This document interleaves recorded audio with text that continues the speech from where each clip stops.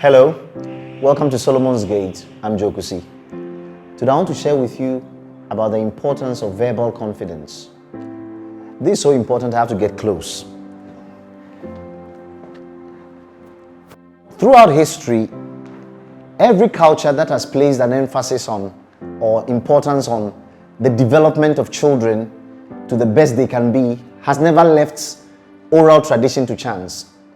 They have never left how words are used and how words are understood to chance.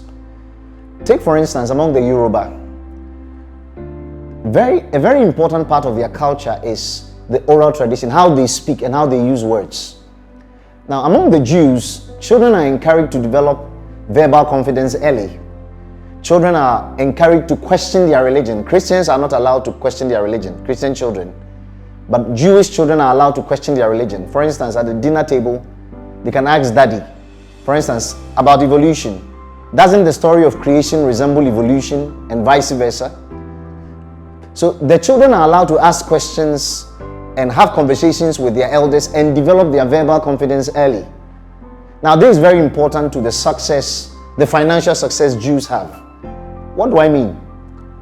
The number one profession for Jews is the law, the legal profession. And you would have heard that 13% of all lawyers in America are Jewish. And 40% of all lawyers listed on the New York bar are also Jewish. And verbal confidence is very important to success in the legal profession. So they are taught to develop their words. Now, the Word of God teaches us a lot about how we use our words. You know a wise man by his words, you know a fool by his words.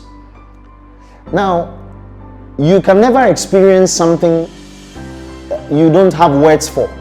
Even if the experience is occurring, you cannot label the experience correctly.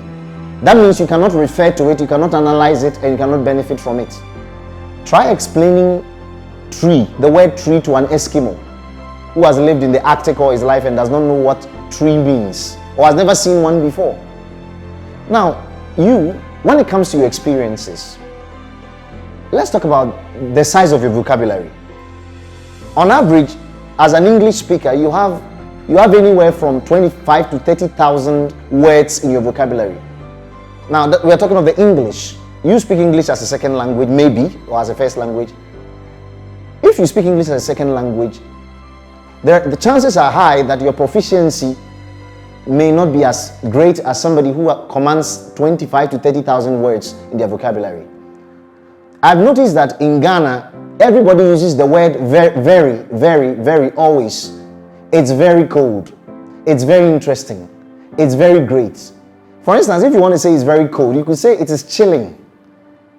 Right? If you want to say it is very interesting, you could say it is intriguing. Right? If you say it is very great, you could say awesome or stupendous. So we are limited by our vocabulary. And because of that, there are experiences that can really light up our lives and color how we see life.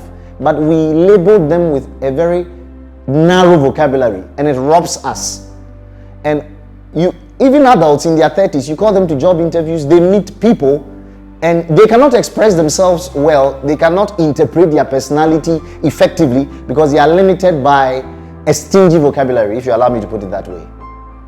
When you broaden your vocabulary, you have just increased the way in which you can enjoy, calibrate, and just analyze your own experiences. And you just broaden and expand your understanding and experience of the world. So if you are looking to be successful, especially financially, I encourage you to develop verbal confidence. You need to develop what we call cojones or wit or chutzpah.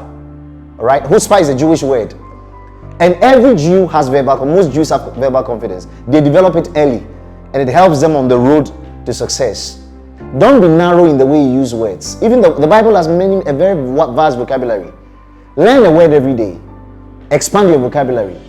Learn to color your experiences with the words you use to describe them. Stop using very. Everything is very this, very this, very that. Okay?